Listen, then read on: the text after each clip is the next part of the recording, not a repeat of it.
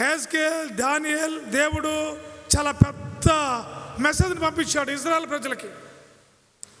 ఈరోజు the book of నహూం ధ్యానిస్తున్న మనము ఈ యొక్క గ్రంథం, ఈ యొక్క బుక్ రెండవ రాకడకు సాదృశ్యమైన గ్రంథం, సెకండ్ కమింగ్.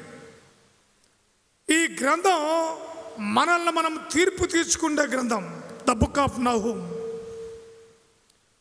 ఈ గ్రంథం మనల్ని మనం పరీక్షించుకుంటే రెండవ రాకడలో మనము దేవుని యొక్క ఆ యొక్క పీఠం ముందు, ఆ యొక్క తీర్పు ముందు నిలబడకుండా మనల్ని మనం తప్పించుకునే గ్రంథం, మనల్ని మనం పరీక్షించుకునే గ్రంథం. అందుకే దీనికి రెండవ రాకడకు సాదృశ్యమైన గ్రంథం అని స్కాలర్స్ అన్నారు. అసలు ఈ గ్రంథంలో ఏం చెప్పారు, ఏంటి, ఎవరి గురించి ఇది? ఒకసారి మొదటి వచనానికి వెళ్దాం. నినివే నగరం కూర్చిన దైవోక్తి ఎల్కోషు వాడగు నహూమును కలిగిన దర్శనము వివరించు గ్రంథము. ఎవరి నహూం? నహూం అంటే ఆదరణ, ఆదరించువాడు. కపెర్నహూము, కొన్ని పదాలు ఉన్నాయి. ఒకరోజు దేవుడు పిలిచి నహూముకు ఒక మాట జారీ చేశాడు. అయ్యా, నీవు నా ప్రజలైన, ఈ మాట బాగా వినండి, నా ప్రజలైన నినివే నగర పట్టణ ప్రజలకు ఈ సందేశాన్ని తీసుకెళ్ళి ఇవ్వాలి సుమా అన్నాడు. నహూం ఒక్కసారి అన్నాడు, నేనా? అయ్యా, ఇది పాసిబుల్ అయ్యే విషయం కాదని అన్నాడు. Why? What is the reason? ఎందుకు అంత బలమైన మాట? ఒక గ్రామీణ ప్రవక్త నహూం ఈ మాటలు చెప్పాడంటే, ఈ పట్టణం గురించి, ఈ ప్రజల గురించి సండే స్కూల్ నుంచి కూడా మనం వింటున్నాం. అవునండి, సండే స్కూల్ గురించి కూడా మనం వింటున్నాం. ఇంత పెద్ద పేరుగాంచిన పట్టణం. అయితే దేవుడు ఈ యొక్క గ్రంథంలో 1వ అధ్యాయం 1 నుంచి 10 వచనాలలో ఆయన మహారోషము కలిగి ఉన్నాడని ఉంది. 1వ అధ్యాయం 2వ వచనం మీరు చూడండి. 1వ అధ్యాయం 2వ వచనం ఏముందండి? ఆయన మహా ఉగ్రత కలిగి ఉన్నాడు. ఏంటా మహా ఉగ్రత? దేనికి? నిర్మాకాండం 34వ అధ్యాయం 35వ అధ్యాయం మీరు తర్వాత చూడండి. 6-7 వచనాల్లో చూస్తే ఆయన దీర్ఘశాంతుడు, సమాధానం గలవాడు, 1000 తరములకు కృప చూపించేవాడు. అటువంటి దేవుడు ఈరోజు ఈ అధ్యాయంలో, ఈ 2వ వచనంలో ఆయన రోషము కలిగి మహా ఉగ్రత కలిగి ఉన్నాడు. ఏంటి కారణం? అందుకనే నేను ఒక మాట చెప్తాను. ప్రకృతి దేవుని మాట వింటుంది, మృగాలు పక్షులు కూడా దేవుని మాట వింటాయి. కానీ మనిషి మాత్రం ఎప్పుడు ఎదురు చెప్తూనే ఉంటాడు. కుడికి వెళ్ళమంటే ఎడమకి వెళ్తాడు, ఎడకు వెళ్ళమంటే కుడికి వెళ్తాడు. ఈ పాప భూయిష్టమైనటువంటి లోకంలో మానవుడు దేవునికి ఎప్పుడు వ్యతిరేకే. ఈ వ్యతిరేకమైనటువంటి మానవుణ్ణి రక్షించుకోవటానికి దేవుడు పడ్డ బాధ ఆది కాండం నుంచి మలాకి గ్రంథం వరకు మీరు గమనిస్తే కేవలము మనిషిని నిర్మించి ఆ మనిషి నుంచి ఎక్స్పెక్ట్ చేసినటువంటి ఘనత దొరకపోవటం వల్ల, దారి తప్పటం వల్ల ఈ మానవుని రక్షించుకోవటానికి ఆయన పడ్డ తపన, ఆవేదన ఆది కాండం నుంచి మలాకి గ్రంథం వరకు ఉందండి. మీరు గమనించండి. ఆకాశ పక్షులు దేవుని మాట విన్నాయి. దేవుడు పిలిచాడు ఒకరోజు, కాకి ఏకాకిగా ఉన్న నా భక్తుడైన ఏలియాకు నువ్వు రొట్టెలు మాంసపు తీసుకెళ్ళి ఇవ్వాలి సుమా అన్నాడు. కాకేమన్నదండి? మాకే దొరక్క చేస్తుంటే మేము వెళ్ళి నీ భక్తుడైన ఏలియాకు మేము ఇవ్వాలని అన్నదా? తూచా తప్పకుండా మాట పాటించి అది 1 రోజా, 2 రోజులా, 3 రోజులా? ప్రియ దేవుని బిడ్డలారా, ఈనాడు నీవు నేను దేవుని మాట ఎలా వింటున్నాం? ఈరోజు నా అంశం ఏమిటంటే how we are protecting our salvation. మన రక్షణను మనం ఎలా కాపాడుకుంటున్నాం? ఆశీర్వాదాలు, దీవెనలు, మెసేజ్లు, ప్రసంగాలు, దీవెనల ప్రసంగాలు, ఆశీర్వాదాల ప్రసంగాలు, డబ్బులు వచ్చే ప్రసంగాలు, మనకు ఎక్కువైపోయాయని నేను అనుకుంటానండి. దేవుడు బహుగా దీవించాడు, బహుగా ఆశీర్వదించాడు. ఒకనాటి మన పరిస్థితిని మనం ఊహిస్తే, ఈనాడు దేవుడు మనల్ని హెచ్చించిన విధానం ఒక్కసారి మనం గుర్తు చేసుకుంటే, ఆయనకు మనం ఏమిచ్చి మన రుణాన్ని తీర్చుకోగలం ప్రియులరా. అందుకే ఈరోజు నా అంశం, how we are protecting our salvation. మన దేవుడు మనకి ఇవ్వమన్న రక్షణ మనం ఎలా కాపాడుకుంటున్నాం చూద్దాం. నహూము గ్రంథంలో 1వ అధ్యాయం 2, 3 అధ్యాయాలు అలా తీసి ఉంచండి. దేవుడు ఈ మానవుని రక్షించడానికి మొదటిగా ఐగుప్తులో ఉన్నటువంటి ప్రజలను రక్షించడానికి దేవుడు మోషేను పంపించాడు. మోషే తర్వాత దేవుడు యెహోషువను వాడుకున్నాడు. యెహోషువ తర్వాత దేవుడు ఎవరిని వాడుకున్నాడండి? న్యాయాధిపతులను వాడుకున్నాడు. న్యాయాధిపతుల కాలం అయిపోయింది. న్యాయాధిపతుల కాలం అయిపోయింది. ప్రజలు విసుగు చెందారు. మాకు రాజు కావాలి అన్నారు. రాజు వద్దయ్యా అన్నాడు దేవుడు. రాజు వద్దయ్యా, రాజరికం మంచిది కాదయ్యా అన్నాడు. విన్నారా? వినలే. దేవుడు రాజును నియమించాడు. రాజుల కాలం అయిపోయింది. చివరిగా దేవుడు ఎవరిని పంపించాడమ్మా? ప్రవక్తలను పంపించాడు, ప్రాఫిట్స్. ఇప్పుడు ఈరోజు ఆ ప్రవక్తల ఆ యొక్క మాటలు విన్న వీళ్ళు ఫైనల్గా దేవుడు మలాకి గ్రంథంలో 1, 2, 3 అధ్యాయాలు మీరు తర్వాత చదివితే వారిని కూర్చోబెట్టి డెబిట్ పెట్టి వాళ్ళతో దేవుడు ఏం మాట్లాడాడు తెలుసా? మీరేం చేశారు, నేనేం చేశాను, నేనేం చేశాను, మీరేం చేశారు ప్రశ్నించాడు. 1, 2, 3 అధ్యాయాల్లో ఈ మానవులు ఏం చేశారు తెలుసా? వినలా, ఒప్పుకోలా, వినలా. మీరు ఏం చేశారో అని దేవుడు చెప్పాడు. మలాకి 2వ అధ్యాయంలో మీరు చదువుతూ ఉంటుంది, వినలే. 3వ అధ్యాయంలో ఏమన్నాడు తెలుసా? నువ్వు యవ్వన కాలం ముందు నీ వివాహమాన నీ పెళ్లి భార్య నేను సాక్షిగా పెడుతున్నానని అని వెళ్ళిపోయాడు. మందిరాలు మూతపడ్డాయి. పాత నిబంధనకు కొత్త నిబంధనకు 400 సంవత్సరాలు డార్క్ పీరియడ్ వచ్చింది.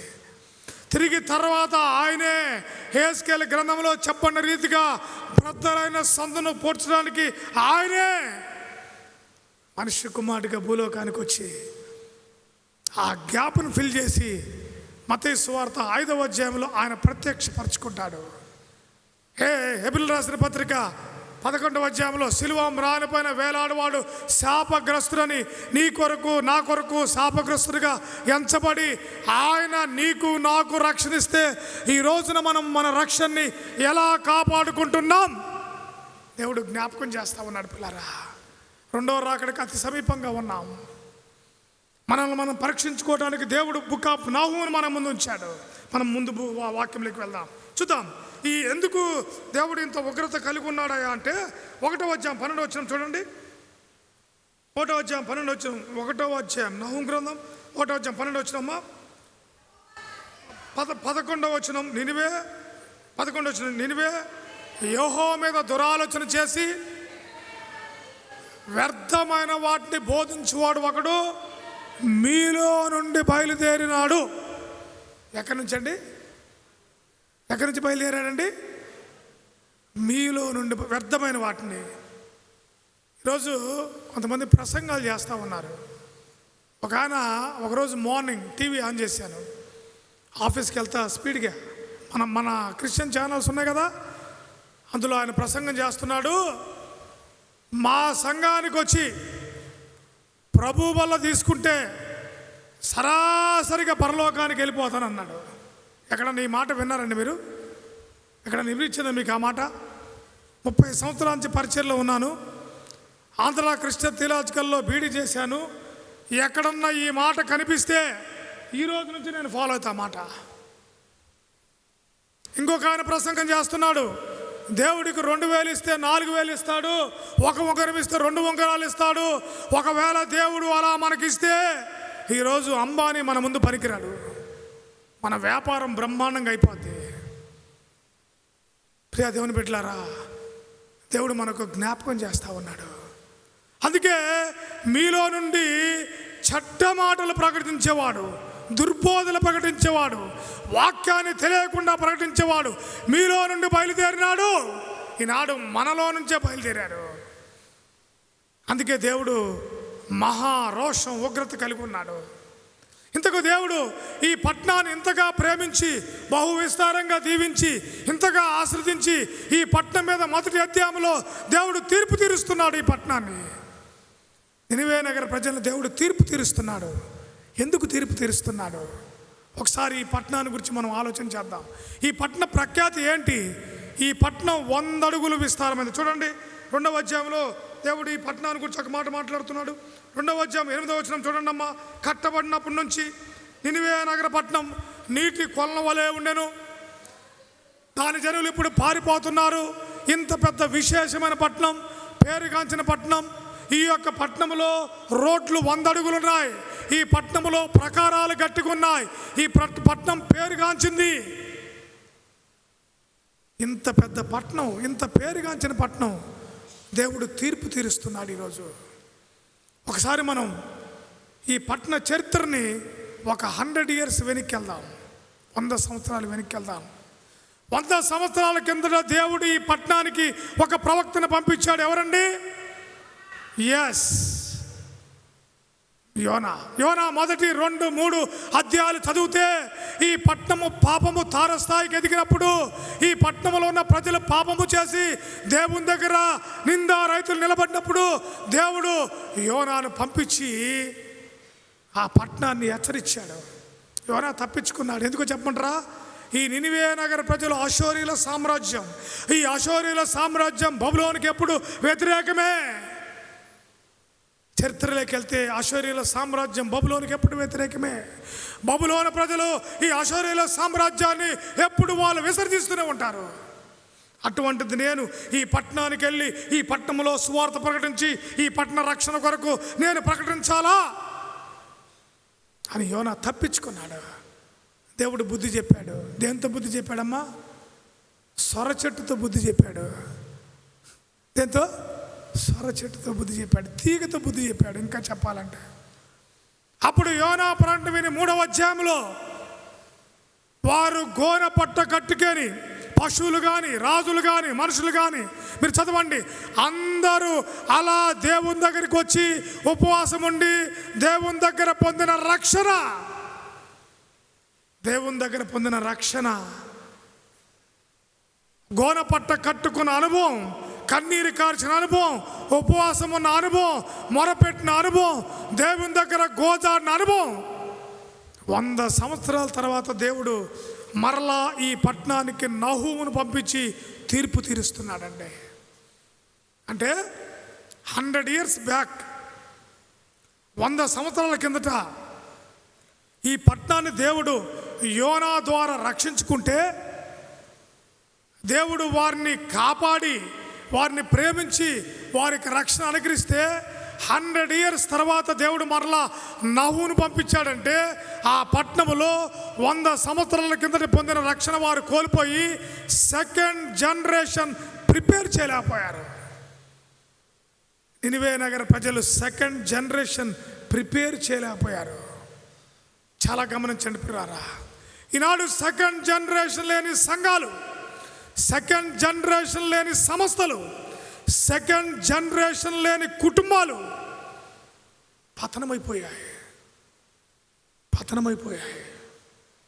అందుకే దేవుడు జ్ఞాపం చేస్తున్నాడు, నువ్వు మొట్టమొదట రక్షించబడ్డ నీ రక్షణ ఈనాడు అదే విధంగా ఉందా? అందుకే అపోస్తలుడైన పౌలు తిమోతికి రాస్తూ, రక్షించబడ్డావు, రక్షించబడుతున్నావు, ఒకరోజు దేవుని యొక్క రాజ్యంలో పొందబోచున్నావు. Be careful about your salvation. నేను రక్షించబడ్డానండి, ఆరాధనకు వస్తున్నానండి, ప్రభు వల్ల చేయవేస్తున్నానండి, కానికిస్తున్నానండి, బైబిల్ చదువుతున్నానండి. ప్రియా దేవుని బిడ్డలారా, జ్ఞాపకం చేస్తున్నాడు దేవుడు 100 years బ్యాక్ పొందిన రక్షణ. 100 సంవత్సరాల కింద దేవుడు ఆ పట్టణంతో మాట్లాడి వారు గోనెపట్ట కట్టుకొని పొందిన అనుభవం వారి కుటుంబములకి, వారి జనరేషన్స్కి తయారు చేయలేకపోయారు. ఈనాడు మన కుటుంబాలు కూడా చూస్తే కొంతమంది చెప్తుంటారు కదా సాక్ష్యం, మా తాత 18th centuryలో బ్యాప్టిస్ట్కి పునాది వేశాడండి, వాళ్ళ కొడుకు పాడు చేశాడండి, వాళ్ళ మనవడు అమ్ముకుంటున్నాడండి. ప్రియ దేవుని బిడ్డలారా, I'm very sorry to say this word, క్షమించండి. బికాస్ ఆఫ్ 18th centuryలో నీ తాత ఇంత గొప్ప ఆస్తిని సంపాదిస్తే ఈనాడు నీవు దాన్ని బదిలపరిచి సువార్త పని కొరకు సెకండ్ జనరేషన్స్ ప్రిపేర్ చేసి తరం వెంబడి తరం వెళ్తున్నప్పుడు పరిచర్ను అప్పగించి, పరిచర్ను నిలబెట్టి, పరిచర్ని కొనసాగించి, అందుకే దేవుడు ఉదయకాల సమయంలో దేవుడు నహూం ద్వారా తీర్పు తీరుస్తున్న నినివే నగర పట్టణాన్ని దేవుడు గుర్తు చేస్తున్నాడు, ప్రజలను గుర్తు చేస్తున్నాడు. ఇంకొక విషయాన్ని మీకు చెప్తా. ఇంకో కొంతమంది ఉంటారు, వాళ్ళకు నువ్వు ఎంత చెప్పు, బైబుల్ తీయటానికి కూడా ఎంతకాలం అయిందమ్మా నువ్వు బైబుల్ తీసి, ఆదివారం నాటిన పట్టుకొని వచ్చి తీసుకెళ్ళి గూట్లో పెట్టి, అంటే ఐ థింక్ లేటెస్ట్ మోడల్ కబోర్డ్స్లో పెట్టి మరలా తీసి దేవుడు మాట్లాడుతున్నాడు. ఈరోజు మనం పొందిన రక్షణ, మన ప్రారంభ స్థితి ఎలా ఉంది? మొదటి అధ్యాయంలో తీర్పు తీస్తున్నాడు. ఎందుకింత ఆయన ఆవేశంగా తీర్పు తీరుస్తున్నాడు దేవుడు ఈ పట్టణాన్ని అంటే చూడండి, ఇక్కడ 1వ అధ్యాయము 13వ వచనం కింద భాగంలో ఉంది ఒక మాట. 1వ అధ్యాయం 13వ వచనం 14వ వచనం కింద భాగంలో, నీ దేవతాలయంలో చెక్కబడిన విగ్రహమే కానీ పోతపోసిన ప్రతిమే కానీ ఒకటి లేకుండా అన్నిటినీ నాశనము చేద్దును. 100 years బ్యాక్ పొందిన రక్షణ వీళ్ళు మర్చిపోయి అషోరీల విగ్రహాలను మొక్కటం మొదలుపెట్టారండి. ఏంటండి? అషోరీల విగ్రహాలని, బొమ్మల్ని మొక్కటం వాళ్ళు మొదలుపెట్టారు. దేవుడు అందుకే ఈ పట్టణం మీదకి ఉగ్రత తీసుకొని వస్తున్నాడు. ఈ పట్టణాన్ని తీర్పు తీరుస్తున్నాడు, నహూం ద్వారా హెచ్చరిస్తున్నాడు, సరిచేసుకోమంటున్నాడు. అందుకే ఈ పట్టణాన్ని రికాన్సిలేషన్, తిరిగి పునరుద్ధరించుకున్న గ్రంథం కూడా అంటారు. తిరిగి పునరుద్ధరించుకున్న గ్రంథం. నినివే నగర ప్రజల విషయంలో దేవుడు రెండవసారిగా మాట్లాడుతూ 100 years బ్యాక్ యోనా ప్రకటన విన్న మీరు ఇప్పుడు ఏమయ్యారు? 18వ శతాబ్దంలో మిషనరీలు వచ్చి స్థాపించబడిన ఈ పరిచర్య ఈనాడు ఇన్ని తరాలు గతించిన కోల్స్ మెమోరియల్ బ్యాప్టిస్ట్ చర్చ్ తరం దేవుడు ఎలా కంటిన్యూ చేస్తున్నాడు, ఎలా కొనసాగిస్తున్నాడు, ఎలా దేవుడు నడిపిస్తున్నాడు, ఎలా ముందుకు తీసుకెళ్తున్నాడు, ఎలా ప్రబలిస్తున్నాడు, ఎలా విస్తరింపజేస్తున్నాడు దేవుడు అడుగుతున్న ప్రశ్న. చూద్దాం దేవుడు ఇంకా ఈ పట్టణాన్ని ఏం చేస్తున్నాడు. 2-3 అధ్యాయాలు మనం చూద్దాం. 2-3 అధ్యాయాలు మనం చూద్దాం. చూడండి పిల్లరా, 2వ అధ్యాయం మొదటి వచనం. లయకర్తని మీదకి వచ్చుచున్నాడు, నీ దుర్గమునకు కావలుండు, మార్గములో నడుం బిగిరించి ఎదురిస్తావా? దేవుడు ఈ పట్టణానికి లయకర్త. దేవుడు లయము చేసే దూతను పంపిస్తున్నాడు. బాగా వినండి. మొదటి అధ్యాయం అంతా తీర్పు తీర్చాడు. 1వ అధ్యాయం మొదటి అధ్యాయం మొదటి నుంచి 14 వచనాలు 15 వచనాలు తీర్పు తీర్చాడు. ఈ పట్టణాన్ని తీర్పు తీర్చాడు. 2వ అధ్యాయంలో దేవుడు పాడు చేయడానికి వచ్చాడు. ఈ పట్టణాన్ని పాడు చేస్తున్నాడు. చూడండి 2వ అధ్యాయం 8వ వచనం, కట్టబడిన 9వ వచనం, 10వ వచనం, 11వ వచనం, సింహములు ఏమాయను, సింహపిల్లలు ఏమాయను, ఎవరు తరగకుండానే పారిపోతున్నాయి కదా. అంటే ఒకప్పుడు ఇంత పేరుగాంచిన ఈ పట్టణంలో సింహాలు ప్రసిద్ధి, ఆర్మీ ప్రసిద్ధి, ఓడల ప్రసిద్ధి. ఈ పట్టణం పేరు చెబితే చుట్టుపక్కల ప్రాంతాలు గజ వణికిపోయాయి. ఆర్థికంగా డెవలప్ అయ్యారు, ఆర్మీగా డెవలప్ అయ్యారు, భద్రత డెవలప్ అయ్యారు. ఇంత పేరుగాంచిన ఈ పట్టణం గర్వించిన పట్టణం. చాలామందికి ఉద్యోగ గర్వం, ఆస్తి గర్వం ఏమండి ఉంటుందా? కొంతమందికి అయితే నాకు కొడుకులు పుట్టారు 4, నా కొడుకులే గర్వం. ఇంకా కొంతమందికి నా ఉద్యోగమే గర్వం. లేదంటారా? నేను ఉట్టిగా చెప్తున్నానంటారా మాట? గర్వించిన పట్నం దేవుడు పాడు చేస్తున్నాడు. కట్టబడినప్పటి నుంచి పట్నం పేరుగాంచింది కదా. 100 అడుగులు రోడ్లున్నాయి, 100 అడుగులు ప్రకారాలున్నాయి, 100 అడుగులు పేర్లున్నాయి, ఘనతుంది, పేరుంది, ప్రఖ్యాతి ఉంది. ఇంత పేరుగాంచిన ఈ పట్నం దేవుడు పాడు చేస్తున్నాడు. 3వ అధ్యాయంలోకి వచ్చేద్దాం పిల్లరా. చూడండి 3వ అధ్యాయం మొదటి వచనం, నరహత్య చేసిన పట్టణమా, నీకు దేవుడు ప్రశ్నిస్తున్నాడు పట్టణాన్ని. నరహత్య చేసిన పట్టణమా నీకు శ్రమ అని అంటున్నాడు. మళ్ళీ ఏమంటున్నాడు చూడండి 4వ వచనంలో, మీరు అది ఫిలప్ చేయండి. చక్కని దానవై నీకు నేను ఎంత అవకాశం ఇచ్చాను. ఒకప్పుడు నువ్వు ఎక్కడున్నావు, నువ్వు ఏ స్థితిలో ఉన్నావు, ఏ పరిస్థితిలో ఉన్నావు, అటువంటి నిన్ను నేను తీసుకొని వచ్చాను కదా. 3వ అధ్యాయం 4వ వచనం, 3వ అధ్యాయం 4వ వచనం ఎంత చక్కగా ఉంది ఆ మాట. ఆ ప్రశ్నిస్తే చక్కని దానవై, ఏమండి ఎంత దేవుడు ప్రశ్నిస్తున్నాడంటే ఆ మాట. ప్రియ దేవుని బిడ్డలారా, దేవుడు ఇంతగా మనల్ని హెచ్చించి, ఇంతగా మనల్ని ఆశ్రదించి, నేను అంటాను కృప అంటే మీరు ఏం చెప్పగలరా చెప్పండి. What is the meaning of grace? కృప చెప్పగలరా? కృప ఏంటి చెప్పండి అమ్మా.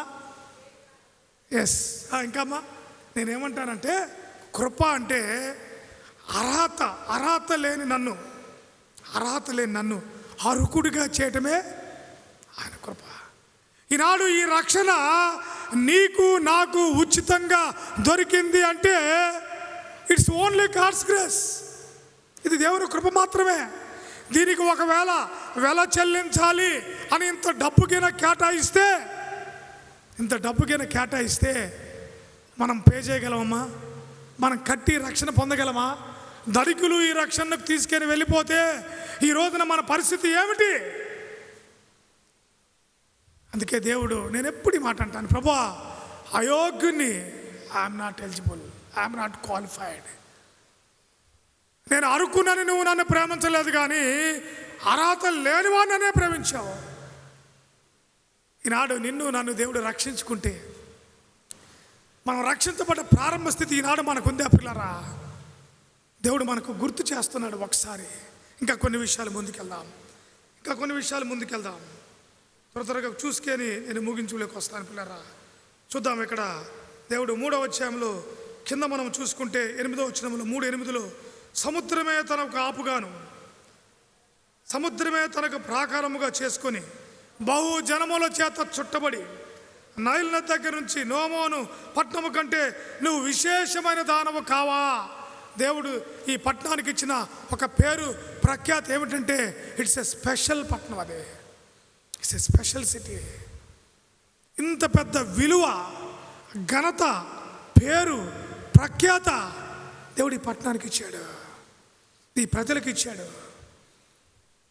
మీరు సమయం ఉన్నప్పుడు కామెంటరీ గ్రంథాలలో ఈ పట్టణాన్ని గురించి మీరు చూస్తే ఇంకా ఈజీ ప్రాసెస్.